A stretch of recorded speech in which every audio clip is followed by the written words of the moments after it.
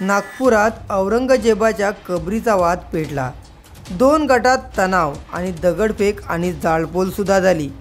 पोलिसांनी बळजबरीने दुकानं बंद करण्यास सुरुवात केल्यामुळे नेहमी वर्दळ भाग असलेला महाल परिसरातील नागरिकांमध्ये एकच धावपळ झाली।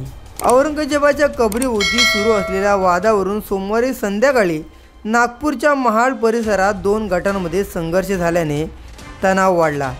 औरंगजेबाची कबर हटवण्यासाठी काही संघटनांनी केलेल्या आंदोलनादरम्यान मुस्लिम समुदायाचा पवित्र ग्रंथ जाळल्याच्या अफवेमुळे पोलिसांवर दगडफेक करण्यात आली, ज्यामध्ये 2 जखमी झाले असं अधिकाऱ्यांनी सांगितलं। मुख्यमंत्री कार्यालयानुसार नागपूरच्या महाल भागात दगडफेक आणि तणावपूर्ण परिस्थितीनंतर पोलीस प्रशासन परिस्थिती हाताळत आहे।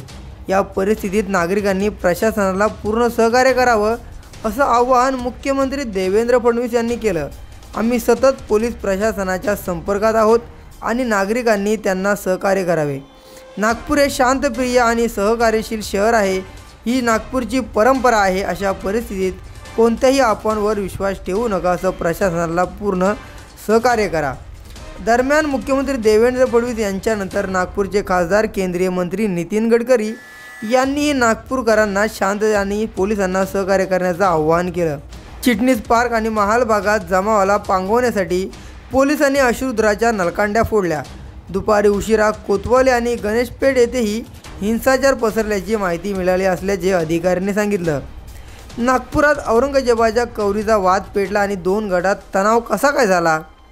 काही समाजकंटकांनी पोलिसांविरुद्ध निदर्शने करत रस्त्यावरील वाहनांची तोडफोड केली।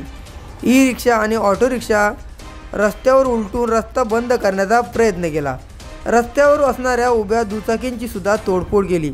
यामध्ये सर्वाधिक नुकसान ई-रिक्षा चालकांचे झाले। तर नेमकं हे प्रकरण घडलं कसं? सोमवारी सायंकाळी 7 ते 7:30च्या दरम्यान शिवाजी चौकाजवळ एका गटाने घोषणाबाजी सुरू केली। यामध्ये त्यांचा दुपारी विश्व हिंदू परिषदेच्या आंदोलनासंदर्भात त्यांचा रोष होता। घोषणाबाजी सुरू होताच परिसरातील दुसऱ्या गटाने घोषणाबाजीला सुरुवात केल्याने वाद वाढला।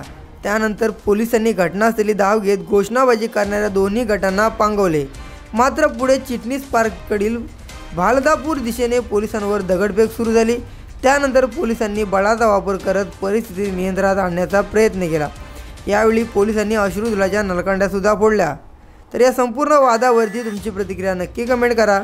जर तुम्ही चॅनलवर नवीन असाल तर नक्की सबस्क्राईब करा।